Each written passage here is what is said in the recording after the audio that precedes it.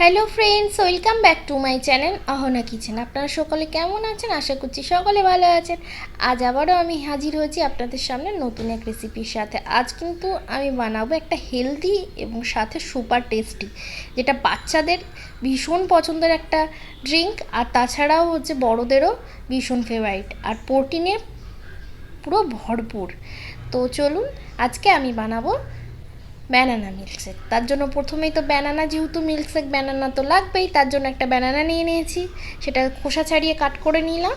এরপর mixer jar নিয়ে নিয়েছি, মিক্সার জারে কেটে রাখা কলাগুলোকে দিয়ে দিলাম। এবারে দিয়ে দেবো ড্রাই ফ্রুটস, যেটা আগে থাকতে আমি ভিজিয়ে রেখেছিলাম, 4টে আলমন্ড, 2টো পেস্তা বাদাম আর 2টো কাজু বাদাম। আপনারা চাইলে যে কোনো পছন্দের ড্রাই ফ্রুটস অ্যাড করতে পারেন। এরপরে দিয়ে দেবো দুধ, 1 গ্লাস পরিমাণ দুধ এখানে আমি দিয়ে দিলাম। আগে থাকতে ফুটিয়ে ঠান্ডা করা দুধটি ছিল, সেই দুধটাই দিয়ে দিলাম। এখানে চাইলে আপনারা বরফও আইস কিউবও অ্যাড করতে পারেন, কিন্তু এখানে আমি আইস কিউব অ্যাড করিনি। এখানে যেহেতু বাচ্চারা খেলে কি হয়, আইস কিউবটা অ্যাভয়েড করাই ভালো। বড়রা খেলে সেক্ষেত্রে আইস কিউবটা, যেহেতু আমার বেবি আজকে খাবে, তাই আমি আইস কিউবটা দিইনি।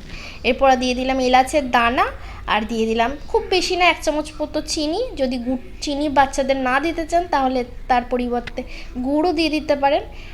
এরপরে দিয়ে দিলাম সুগার সিরাপ, চকলেটি টেস্ট আনার জন্য। এরপর গ্রাইন্ড করে নেব। করে নিয়ে দেখুন ঠিক এরকমভাবে মিল্কশেকটা রেডি হয়ে গেছে।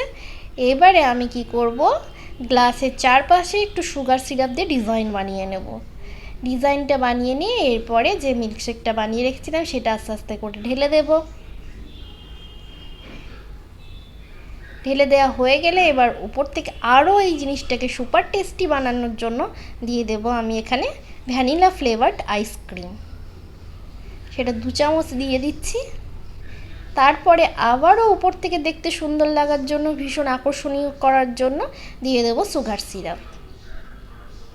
এইভাবে যদি বাচ্চাকে পরিবেশন করে দেওয়া হয়, কোন বাচ্চা না খেয়ে থাকবে বলুন তো? তাই অবশ্যই বাচ্চাদের জন্য এইরকম হেলদি টেস্টি সুপার রেসিপি কিন্তু ট্রাই করবেনই অবশ্য।